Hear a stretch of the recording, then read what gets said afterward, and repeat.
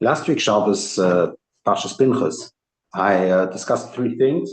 First, I discussed the element of what did really Pinchas bring to Judaism and to the Jewish people that people before did not bring.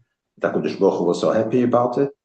The second part will be about the Benois Slofot, about the dynamism in Jewish law and in the Torah.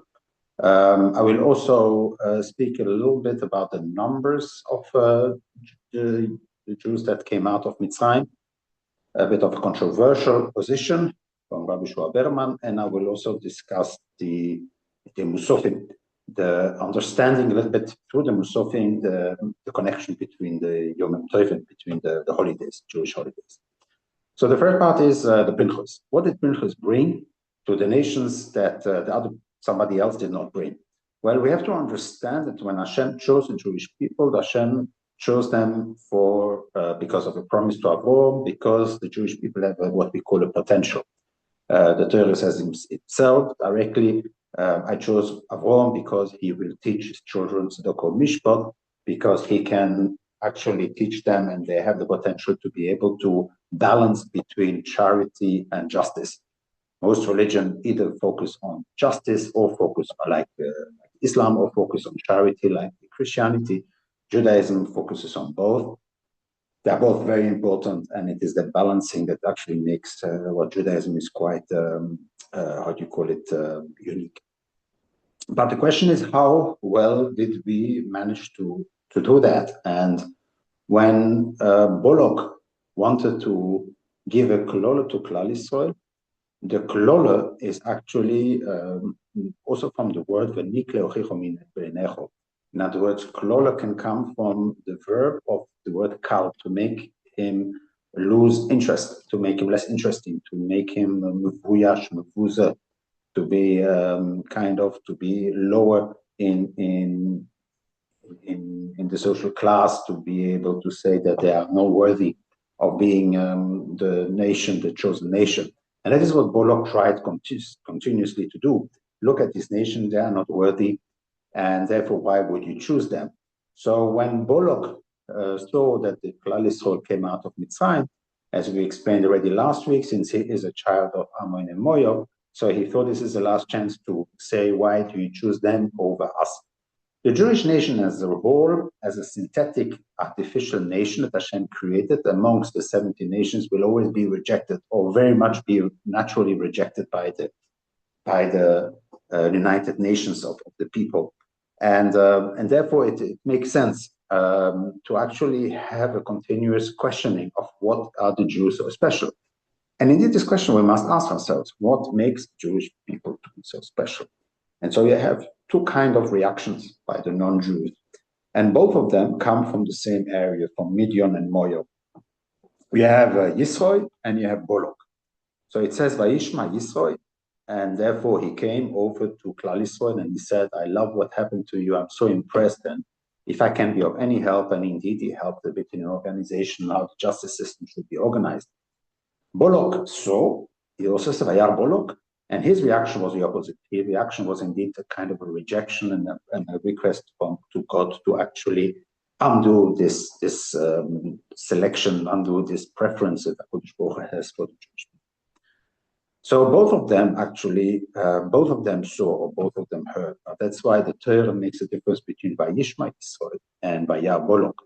It's a fundamental difference between hearing and seeing. Seeing is much better than hearing, theoretically. In other words, there is Re'iyah is much more accurate, but Shmiya still needs to be done, because Shmiya gives the meaning to what you see. You always go to listen to Shir. Torah is transmitted not by seeing, but actually by hearing. That's the whole idea of the Torah, is that it has to come from the mouth into the ear. It's a transmission over the voice, over words, because they have what we call a meaning.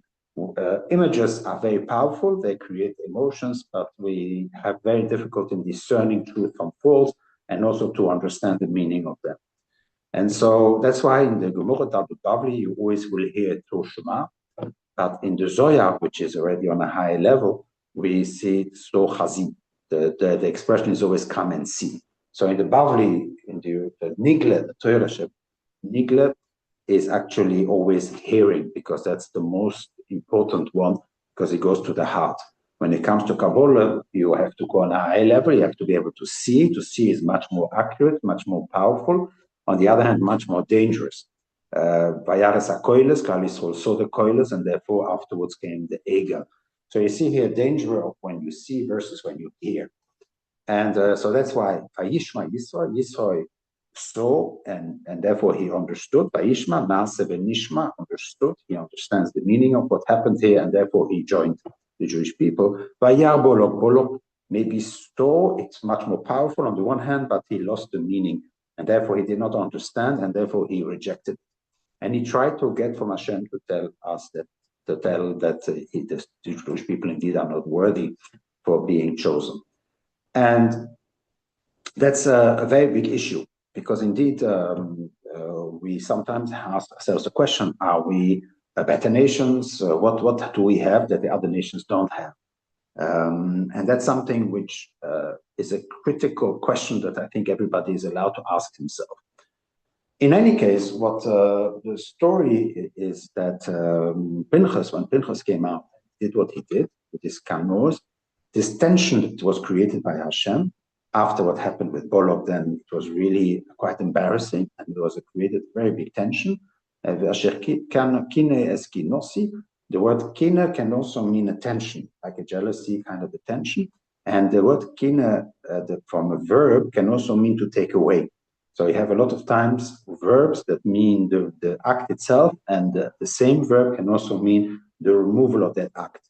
And so therefore the kina can also mean to remove attention. Pinchas managed to remove the tension and showing to HaKadosh Baruch Hu, to the world, that you see why Hashem chose us is because there are people like Pinchas inside them that are willing to take the force and to go against all expectations and to show a kind of action that are spontaneous action for the sake of Hashem, for the sake of God, and for the sake of the people and the nation and the world and humanity in general, to be able to prove, no, that Hashem made a good decision. We are the right people.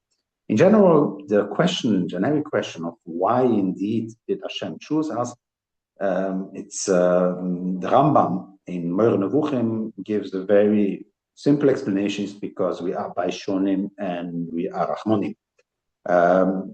That's something which is debatable if today in Israel, are we still Baishonim, are we still Rachmonim, I don't know. But in any case, that's how the Rambam explains the viewpoint of why the Jewish people in general.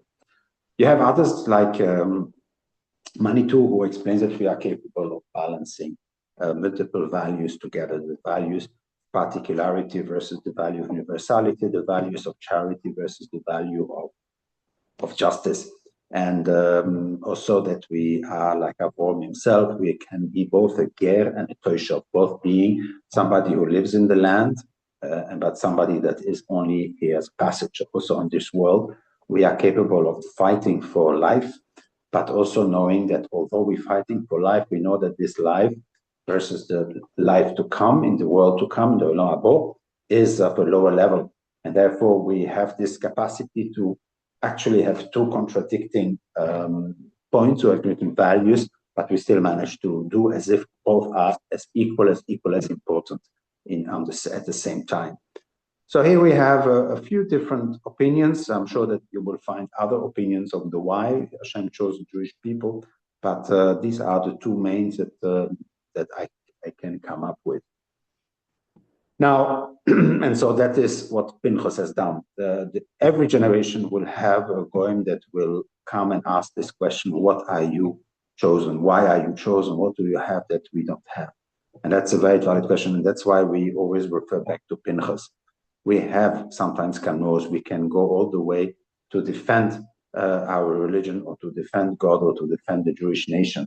And we will go all the way to the end to do that in a way that is quite impressive in the context of the time. So that's basically the element, the idea of Pinchas. That's why he became a coin, similar to we are going to become Mamleches Kohanim.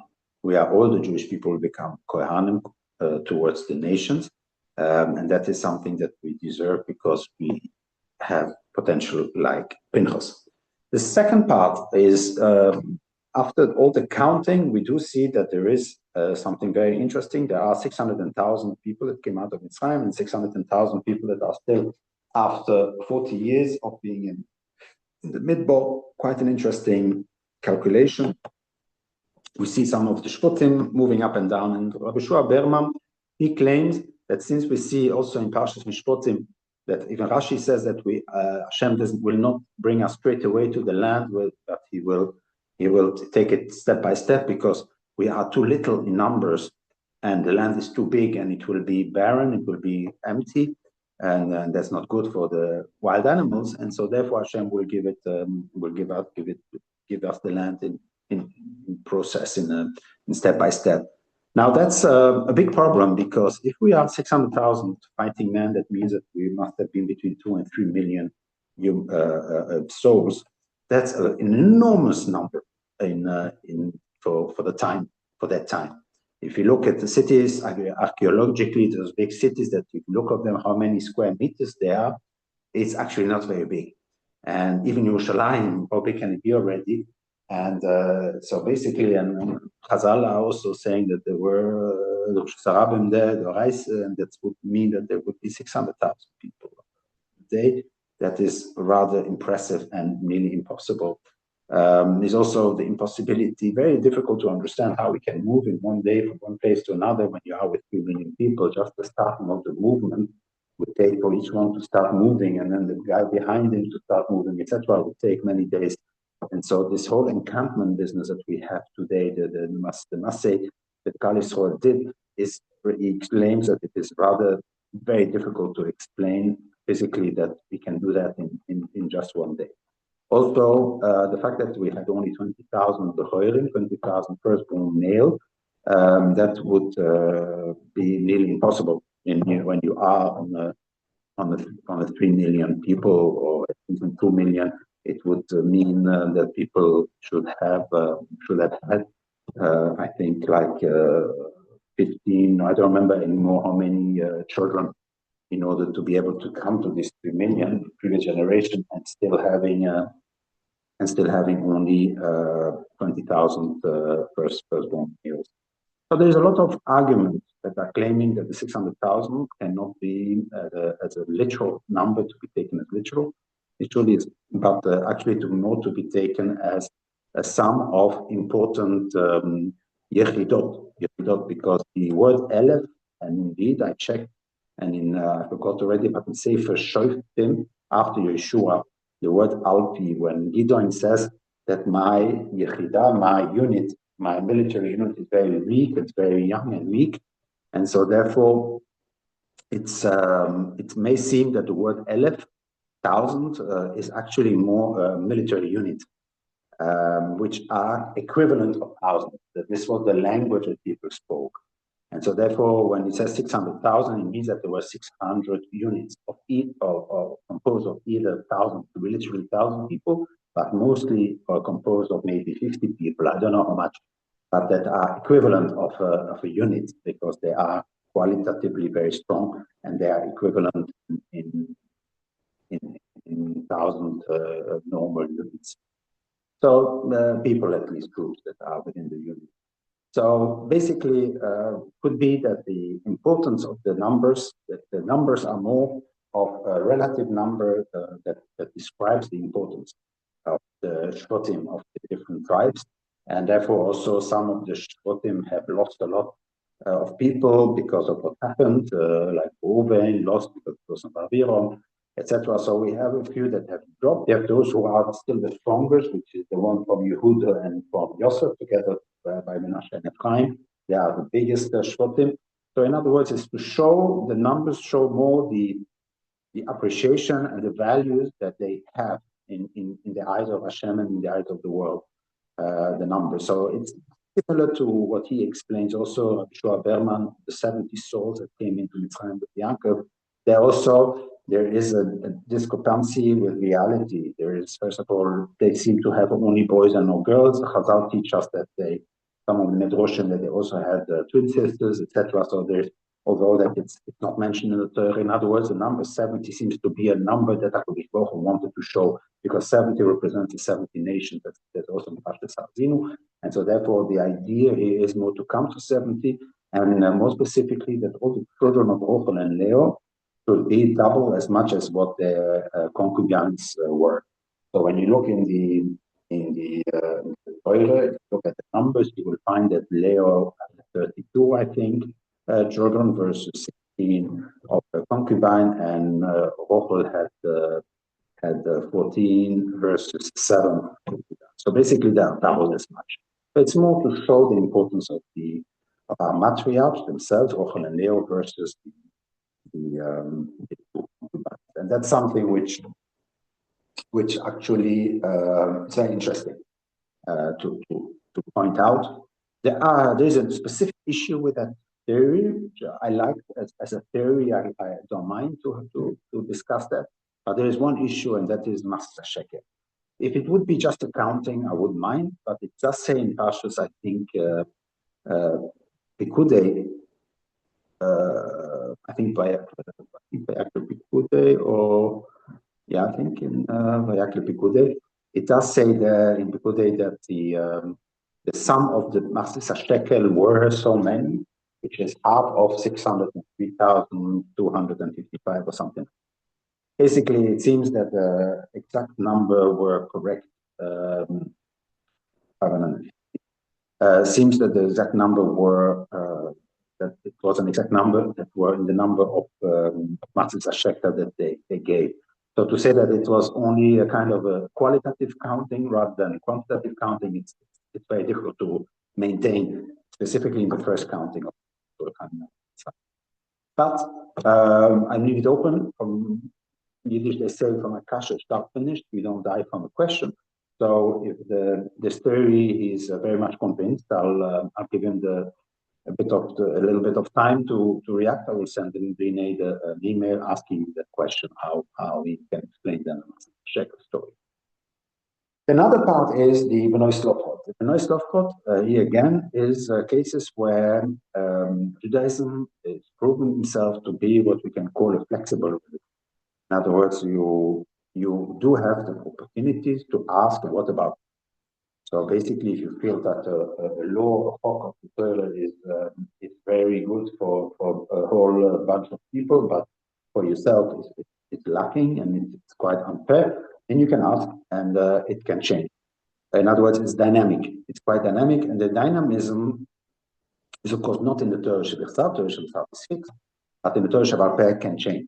So Torah Shebal has the power to change, to overrule certain, even the Torah Shebechsav, and theoretically they can overrule a law. They cannot change the Torah Shebechsav. Torah Shebechsav will remain, but what they can say is that we don't read it like that, or we decided B'Sheva Altar say we won't do it because the Choed Achenoyam, because of Kovet Abriez, because of all kinds of different reasons that would exist. Is a way to adapt Judaism, and that is what the Bnei Slofot were teaching us. The names of the Bnei Slofot, all of them referring to names that have a verb of movement or dynamism, because Judaism is a dynamic religion. You see, it's either a word that describes dancing or running or walking, Lamed Chov, Reish Tzadik. So they all have kind of music or dancing or running and walking in the verbs and as in their names. And that's something very interesting that Hashem really wants us to realize, is that yes, it is dynamic. We have a dynamic God as well. Our God is not just an Ein Sof, but it has a face and he has changes his demeanor. He can be happy and then be sad, and he can be jealous, but he can be proud and loving and interfering, etc. So this is something which gives us a very dynamic God, and therefore the Jewish people, which has a dynamic religion, also likes to be in the culture that is dynamic, like the European culture, the Western culture. You will see very little number of Jews living in the Eastern culture because they are not so dynamic, and we like to be in a dynamic culture. The word dynamic culture, dynamic economy, dynamic infrastructure, etc., These are, of course, changing in the East. More and more Eastern countries are becoming very advanced and very dynamic, but it's a process. And what is interesting that is in Europe, we used to focus a lot on progress to describe what's going on as a progress, but in reality, they have changed the word. They don't like the word because progress is also seen as something negative, because progress seems to be always in as a cost for ecology or for humanity or whatever it is, and therefore they don't speak about progress anymore, but they speak about innovation. That's something very interesting. That in the Western world, specifically in Europe, there's more a question of innovation rather than on progress. So basically, this is the idea of the Bnei Slopot. The last point I discussed was the point of the mussafim. It's clear that the mussafim, when you look at the mussafim of the Yom Tovim, the one from Shabbos, we already discussed a few years ago that the Musaf of Shabbos is actually simply a doubling of the Tomid, or the Tomid Sheshach, Tomid Shedavayim. You bring 2 krosim, therefore in Shabbos you bring 4 krosim, and therefore in Shabbos everything is double. We have Zuchot because we call it Zuchot B'Shlomo, but in other words, we light 2 candles, we have 2 breads, we have 2 adassim, etc. All these things come from the fact that we double everything. Doubling is also a brocha. It's the first brocha that Hashem gave us to double. That he gave the brocha by. Therefore, the brocha, also the word brocha is actually has the number 2 in it in 3 different times, in all of them. Because base is number 2, reish is 200, and chof is 20. It's always 2. That's why it's a doubling of of everything that has to do with Teva.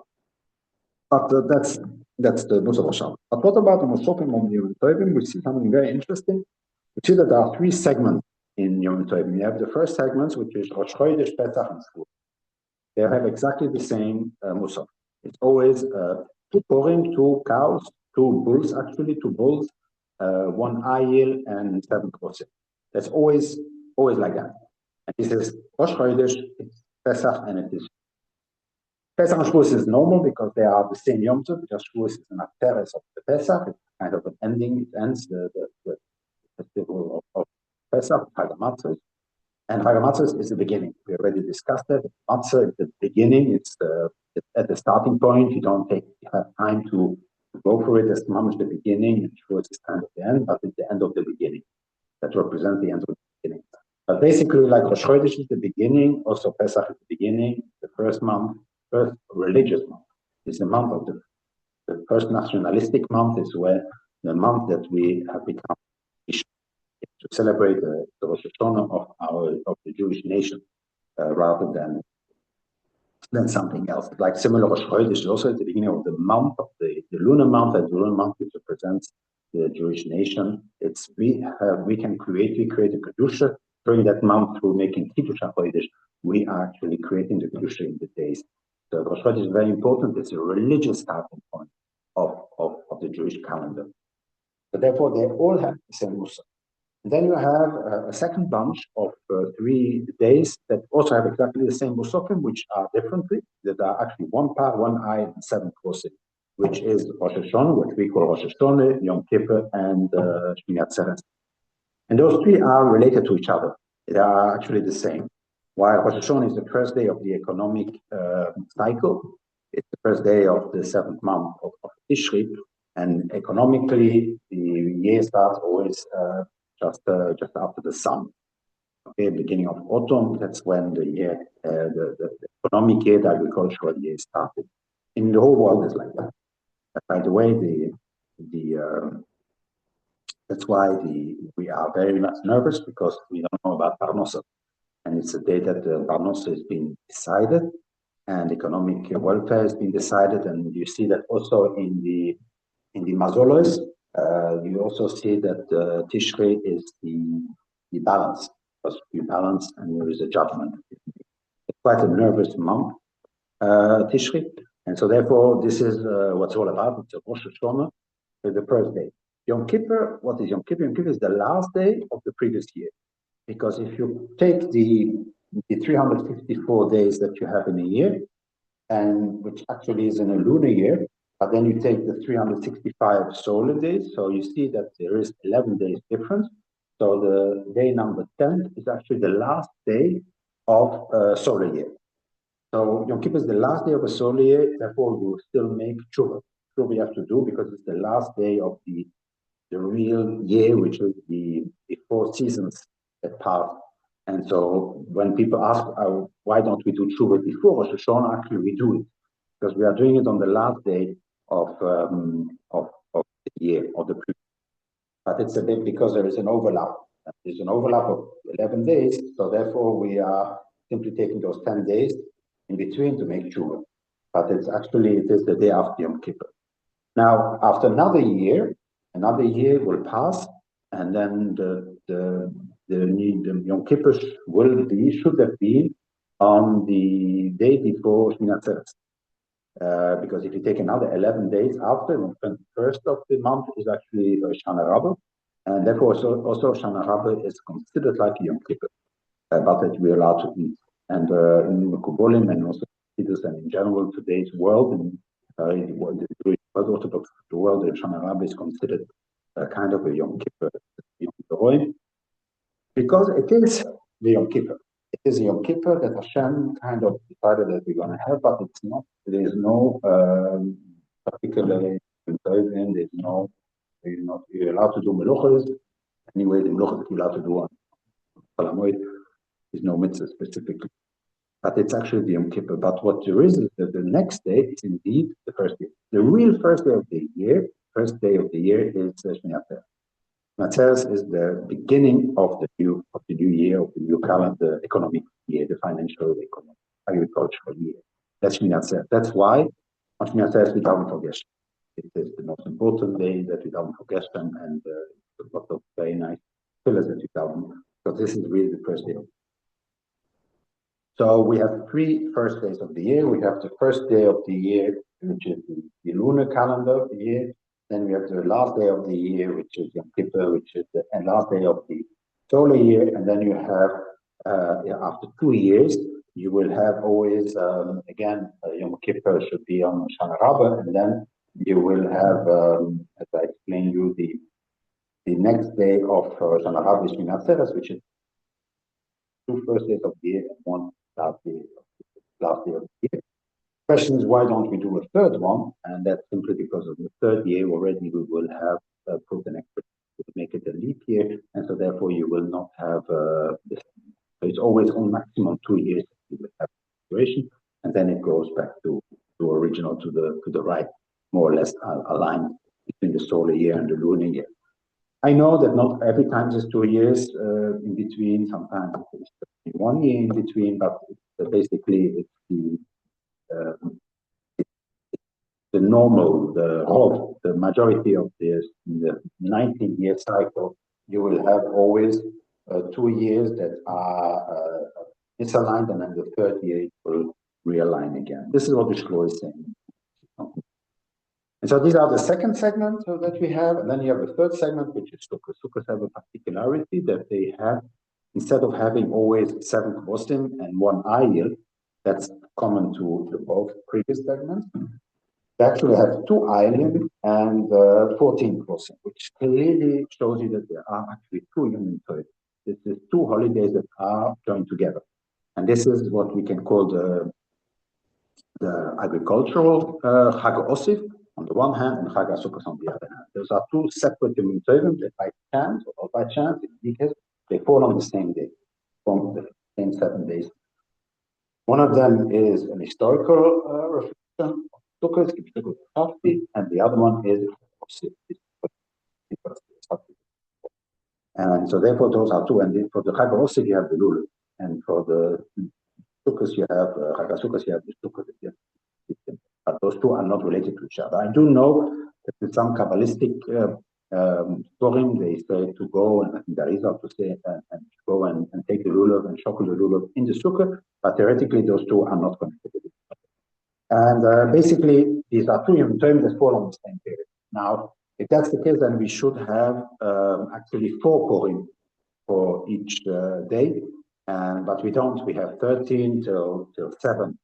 And the total of those Purim are 70. Why do we have 70 Purim? So clearly Chazal teaches 70 Purim goes to the 70 nations. In other words, Sukkot is a universal Yom Tov. It's a Yom Tov that represents the end of times when all the nations will come under the Kampei Ashkenazi, under the wings of the Shekhinah. The Sukkah represents the Shekhinah, as we already explained. The whole Sukkah is where the Shekhinah comes and rests. This is a democratization of Beit HaMikdash, where on Yom Kippur it's only the Kohen Gadol that can go inside. On Sukkot, every Jew in any shape or whatever color, he can be Tumah, he can be Balmum, man, woman, whatever. They can come into the Sukkah and be under the Shekhinah, be meeting the Shekhinah. The Shekhinah is just resting upon the Schach. That's why the Schach is not allowed to be lower than Purim, because the Shekhinah cannot come down to that level. If you look in the Gemara, you will find that clear. The Gemara just explains that the reason why not 10 Tvachim, below 10 Tvachim, is the Apoiris of the Lefnai V'Letnim, the Oroin HaKodesh, and the Gemara does not explain so what, who compares Sukkah with the Apoiris, but Rashi has to explain the reality. If you explain like the Kabbalah explains that this is actually the resting place of God over the Sukkah, that we can experience nearly the same as what the Kohen Gadol has experienced. And actually it's very interesting because even Chabad don't sleep in the Sukkah, because the Tzaddikim used to feel the Or HaMakiv. Feel Or HaMakiv this day and in the Sukkah is quite powerful. It means that really it's more than just the Shekhinah that is there. It is nearly also the Kutzurichu and with all the lights that are coming out, because we only experience the Kav, only the little light, but they can even experience a little bit of the Or HaMakiv. That's quite powerful. So this is really what it's all about, and therefore 70 nations will come. They won't come in one go. A lot of them will come after the first. They will support us, like America supporting us on the coming back from Palestine to Eretz Yisrael. But not all of them will. Slowly, more and more nations will actually accept the Jewish return. And this is what it presented to us with the decreasing numbers of Purim, but eventually all the 70 will accept it and will come up to Jerusalem. That's why I always explain, that's why we set up Poiris, Sukkot Sholem Oleinu, Val Kolamo Yisrael, Val Yerushalayim.